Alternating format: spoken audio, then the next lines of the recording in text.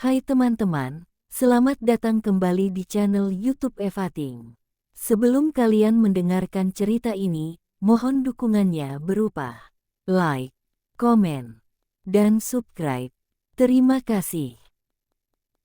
Bukan Istri Bayaran, oleh Evating. Part 10. Marco duduk di sofa ruang keluarga sambil menonton TV. 3 minggu sudah berlalu, ia sudah merasa lebih baik. 2 minggu yang lalu, ia diizinkan oleh dokter untuk pulang ke rumah. Hanya saja, ia masih harus rutin check up dan minum obat.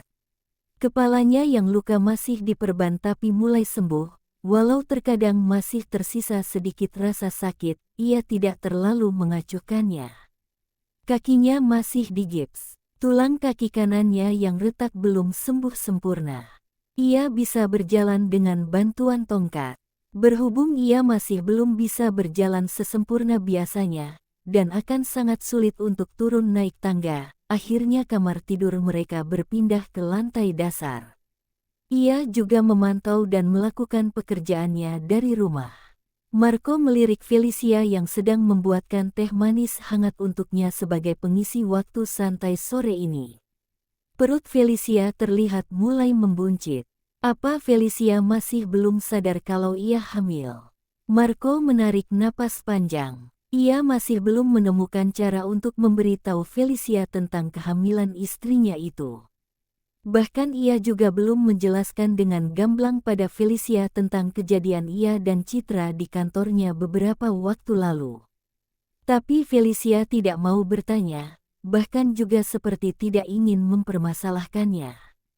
"Ini, Mark," kata Felicia sambil menghidangkan segelas teh manis hangat dan satu piring kecil kue tradisional. Sebenarnya Marco sama sekali tidak suka makan kue-kue yang manis, tapi karena Felicia sudah menghidangkannya, ia tetap mengambil satu potong dan menyantapnya. "Aku menyuruh Asep membelinya tadi. Kau suka?" tanya Felicia sambil menatap Marco. Marco mengangguk. Ia tidak ingin Felicia kecewa. "Vel," panggil Marco lembut. Ia mengumpulkan keberaniannya untuk mengatakan pada Felicia tentang kehamilan istrinya. "Ya," sahut Felicia sambil meraih sepotong kue. Tiba-tiba bel pintu berbunyi. Tidak lama kemudian, muncul Devon dan satu orang pria yang masih asing di mata Marco. Marco mendesah dalam hati. Sepertinya, niatnya untuk memberitahu Felicia tentang kehamilan itu harus tertunda. "Kak Andra, kapan datang?" Felicia berseru gembira. Marco menatap Felicia dan memasang wajah dingin. Ia tidak suka melihat reaksi Felicia yang berlebihan seperti itu. Andra langsung memeluk Felicia dengan erat. Marco berdeham melihat tingkah keduanya. Andra dan Felicia saling melepas diri.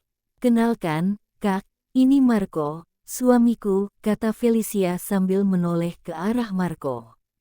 Andra melirik ke arah Marco dan mengulurkan tangan sambil tersenyum. Marco menyambut uluran tangan Andra dengan wajah tak beriak. "Andra," ujar Andra pelan. "Sepupuku dari Jakarta, Mark," imbuh Felicia saat mengerti tatapan penuh tanya di mata Marco. Devon duduk di sofa tunggal di antara Marco dan Andra, sedangkan Felicia langsung duduk di tempat kosong di samping Andra, yang seketika membuat darah Marco mendidih dibakar cemburu. Sofa di sampingnya kosong, tapi Felicia malah lebih memilih duduk di samping sepupunya, dibanding dia, suaminya. "Kak Andra mau minum apa?" tanya Felicia ceria. Marco mendengus. Dalam pendengarannya, Felicia justru terdengar manja. "Apa saja, Vel," jawab Andra lembut. Marco semakin tidak betah duduk saat melihat keduanya bersikap lebih seperti sepasang kekasih daripada sepupu. Lewat matanya, Marco mengikuti sosok Felicia yang melangkah ke dapur. Dadanya tiba-tiba sesak dan naik turun dengan cepat. Seharusnya Felicia cukup menyuruh pembantu mereka yang membuatkan minuman untuk Andra, tidak perlu ia sendiri yang turun tangan. Tidak lama kemudian, Felicia keluar dengan 2 gelas teh tarik dan meletakkannya di atas meja. Setelah itu, ia kembali duduk di samping Andra. Marco dengan kesal menjadi penonton. Devon terlihat biasa-biasa saja. Tidak merasa aneh dengan tingkah Felicia dan Andra yang akrab dan mesra. Kak Andra belum jawab. Jadi, sejak kapan datang? Tanya Felicia sambil duduk menyamping menghadap Andra. Baru tiba kemarin, Vel, sama Mama. Lalu aku diajak Devon menginap di rumah orang tuamu, jelas Andra dengan senyum yang terus mengembang. Wow, asyik. Jadi Tante Vina di rumah orang tuaku juga? Tanya Felicia senang. Tidak, di rumah Tante Maria. Oh, kalau begitu nanti aku ke sana. Felicia tersenyum. Tante Maria dan Vina adalah adik ibunya. Marco hanya diam melihat keduanya sibuk berbicara tanpa mengacuhkannya. Sedangkan Devon terlihat santai dengan ponselnya. Kak, malam ini menginap di sini saja, mau kan? Tanya Felicia tiba-tiba. Marco menatap tajam Felicia yang sama sekali tidak menoleh ke arahnya sejak tadi. Berani sekali istrinya mengajak orang lain menginap di rumah mereka tanpa meminta izin lebih dulu darinya. Nanti saja, Vel. Malam ini aku mau jalan sama Devon. Meski kecewa, Felicia mengangguk. Kak Marco, kabarnya bagaimana? Sudah lebih baik, tanya Devon tiba-tiba. Marco mengangguk dengan ekspresi dingin. Semoga cepat sembuh, Kak, kata Andra kaku sambil tersenyum pada Marco. Marco hanya mengangguk kecil tanpa bersuara. Setelah berbasa-basi sebentar dengannya, Felicia dan Andra kembali mengobrol dan lupa diri. Lupa dengan kehadirannya di sana. Tingkah Felicia hari ini benar-benar berhasil menyulut amarah dan kecemburuan Marco. Devon dan Andra baru saja pulang setelah makan malam bersama lebih dulu. Felicia berjalan dengan langkah kecil menuju ranjang mereka. Terlihat Marco duduk bersandar di kepala ranjang dengan wajah dingin dan rahang menegang, pandangannya terarah ke televisi yang menayangkan berita nasional. Ada apa? Tanya Felicia sambil naik ke atas ranjang. Felicia turut duduk bersandar di kepala ranjang seperti Marco. Kenapa tadi makan sedikit saja? Tanya Felicia lagi sambil menoleh pada Marco. Marco terlihat sangat pendiam hari ini, sama sekali tidak menunjukkan sikap ramah pada Andra, hingga membuat sepupunya itu sulit mengajaknya berkomunikasi. Tapi harusnya Felicia sadar, Marco memang sangat jarang terlihat ramah. Ia selalu kaku dan dingin pada siapapun. Aku masih kenyang, jawab Marco singkat. Ia tidak menoleh pada Felicia, malah matanya terus menatap layar TV. Felicia tidak menanggapi lagi jawaban Marco. Tanpa banyak bicara, ia berbaring, meraih ponsel dan mulai memainkan game untuk mencari kantuk. Tidak ganti pakaian, Vel. Gerakan jari Felicia pada layar ponsel terhenti. Ia menoleh ke arah Marco yang masih saja duduk bersandar di kepala ranjang. Tidak, begini saja, jawab Felicia lembut. Sejak Marco kecelakaan, Felicia sadar ia sangat takut kehilangan Marco, dan sejak itu ia mengubah sikapnya, menjadi lebih lembut dan sabar, tapi bukan berarti tidak bisa marah. Tidak baik tidur memakai gaun, Vel. Felicia menarik napas panjang. Ia memang masih mengenakan gaun. Memang tidak terlalu ketat di tubuh, tapi mungkin akan kurang nyaman bila dikenakan saat tidur. Felicia bangun dan turun dari ranjang, tidak mau berdebat dengan Marco hanya karena pakaian tidur. Ia meraih salah satu gaun tidur dengan asal, melepas gaunnya, lalu memakai gaun tidur yang cukup tipis tersebut. Saat ia naik ke ranjang, ia tahu Marco memperhatikan dengan intens lekuk tubuhnya. Sudah mengantuk? Tanya Marco. Felicia menggeleng. Kalau begitu, ayo, kita menonton, ajak Marco. Ia meraih tangan Felicia. Felicia bangun dan duduk di samping Marco yang kemudian meraih tubuhnya agar duduk lebih dekat. Dada Felicia seketika berdebar indah. Marco hampir tidak pernah bersikap seperti ini. Marco meraih remote DVD player. Lalu tidak lama kemudian, layar TV yang tadinya menayangkan berita nasional, sudah berubah menjadi film barat dengan aktor dan aktrisnya yang memiliki tubuh dan wajah menarik. Dilihat dari awal cerita, sepertinya hanya sebuah cerita cinta. Felicia tersenyum dalam hati, tidak menyangka Marco yang dingin ternyata bisa menonton film cinta yang menurut Felicia sangat lembut dan membuat kantuk para pria. Adegan di layar TV berubah. Adegan-adegan panas mulai muncul. Felicia mengatur posisi duduknya yang mulai tidak nyaman. Hasratnya mulai tersulut. "Mark, aku sudah mengantuk," kata Felicia berbohong. Ia memilih untuk tidur daripada terjerat dalam gairah yang tentu saja tidak bisa dituntaskan karena kondisi Marco. "Kan baru mulai filmnya," kata Marco dengan suara berat. Dari bahasanya, Felicia mengerti Marco menuntut untuk ditemani menonton. Felicia semakin gelisah saat adegan ciuman dan cumbuan di layar TV kian memanas. Tangan Marco kini juga terasa sudah merayap di tubuhnya.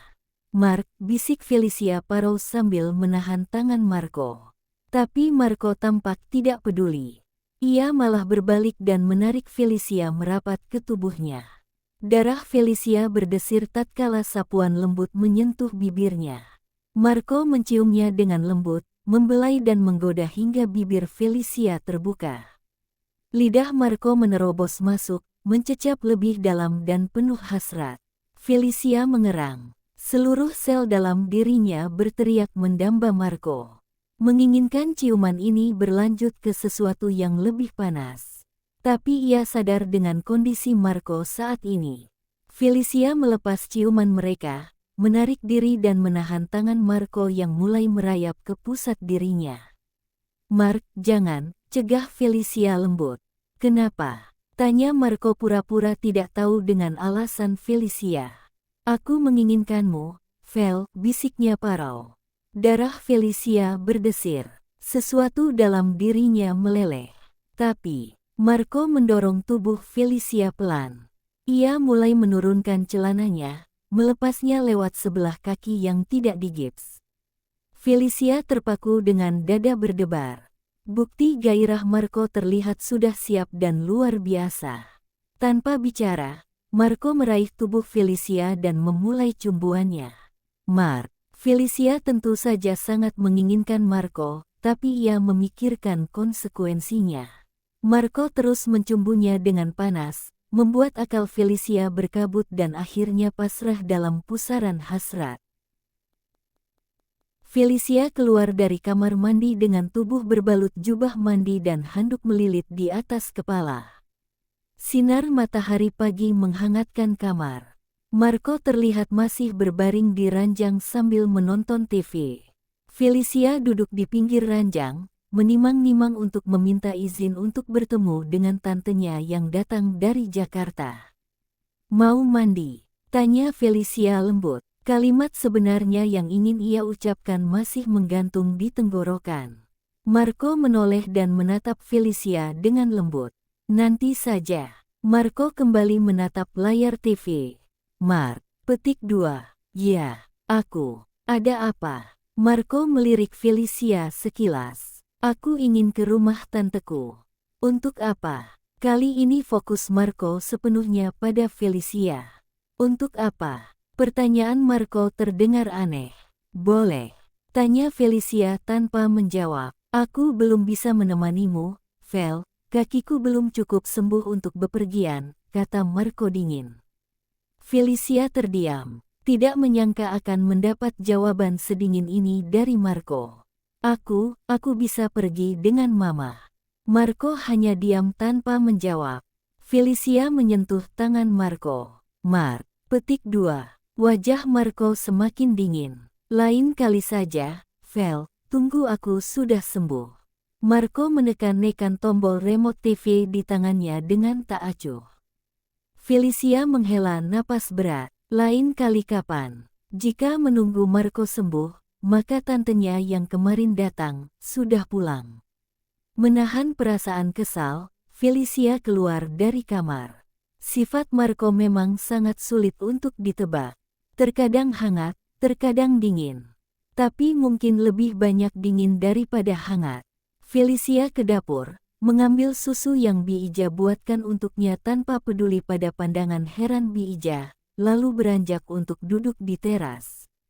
Saat melewati kamar tidur, ia mendengar dering ponselnya. Felicia berhenti, membuka pintu kamar. Terlihat Marco sudah menyambut panggilan di ponselnya dengan wajah dingin. "Saya suami Felicia." Itu kalimat pertama yang Felicia dengar saat melangkah masuk ke dalam kamar. Seketika tubuhnya mendingin. Marco menatapnya tajam membuat perasaan Felicia tidak nyaman. "Felicia sudah menikah, jangan ganggu istri saya lagi," tegas Marco. Tubuh Felicia kaku. Ia menatap Marco ngeri. Tak perlu bertanya, Felicia tahu siapa yang menelepon. Ia menyesal Kelvin mengetahui berita ini dari bibir Marco, bukan bibirnya. Kelvin pasti terkejut, kemudian keterkejutan itu berubah menjadi kecewa dan sakit hati. Merasa dipermainkan. Sejak kemarin Felicia ingin berkata jujur pada Kelvin, tapi ia belum menemukan waktu yang tepat. Tanpa merasa bersalah, Marco melempar ponsel ke tengah ranjang. Felicia terpaku. Suaranya seakan menghilang begitu saja. Untuk sesaat yang terasa selamanya, Marco menatapnya dengan tajam, hingga Felicia pikir tatapan itu telah menembus jantungnya. Tanpa bersuara Marco berjalan menggunakan tongkat ke kamar mandi. Napas Felicia tersekat. Ia hanya menatap tubuh Marco menghilang di balik pintu kamar mandi tanpa mampu mengeluarkan sepatah kata pun. Dengan langkah terlatih menggunakan tongkat, Marco menuju teras, tempat di mana suara canda tawa terdengar. Ia berdiri kaku di antara Felicia dan Andra. Ia tidak menyangka, saat ia tidur siang, istrinya justru bermesraan dengan sepupunya di teras rumah mereka. "Mark, sudah bangun?" tanya Felicia sambil bangkit. Marco melirik gelas minuman di atas meja yang terlihat sudah kosong, itu artinya mereka sudah lama mengobrol. Marco menggerutu dalam hati. Lama-lama ia bisa hangus dibakar api cemburu bila terus melihat istrinya berduaan dan bercanda mesra dengan Andra. Walau katanya Andra adalah sepupu Felicia, tetap saja Andra seorang pria dewasa. Marco duduk di kursi yang tadi Felicia duduki.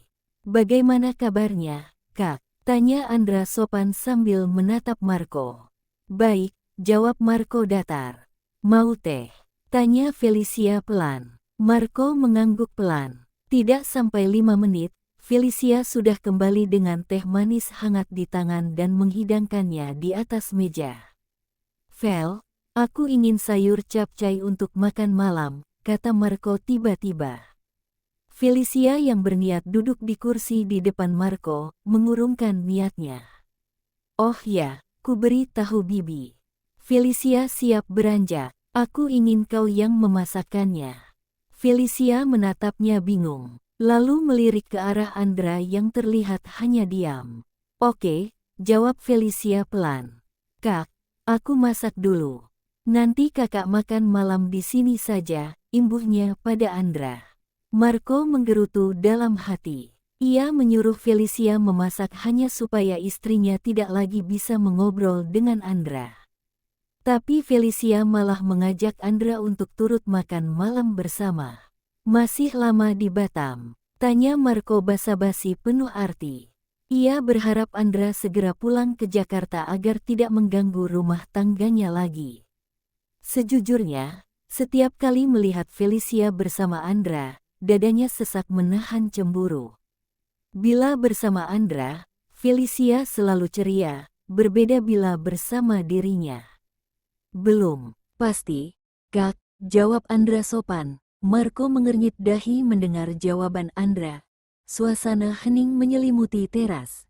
Marco meraih ponsel dan mulai mengecek situasi kantornya lewat manajernya. dan membiarkan Andra duduk manis bertemankan keheningan. Bersambung.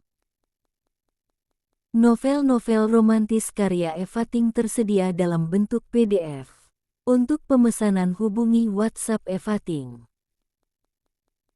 Terima kasih sudah mendengarkan cerita ini.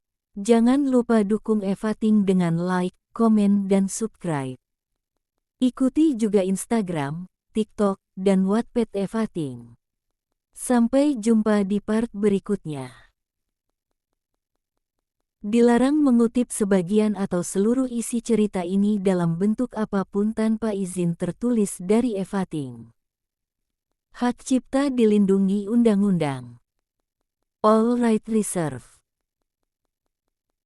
Cerita ini adalah fiktif. Bila ada kesamaan nama tokoh, organisasi, dan tempat kejadian, itu hanyalah kebetulan belaka. Penulis tidak berniat menyinggung siapapun.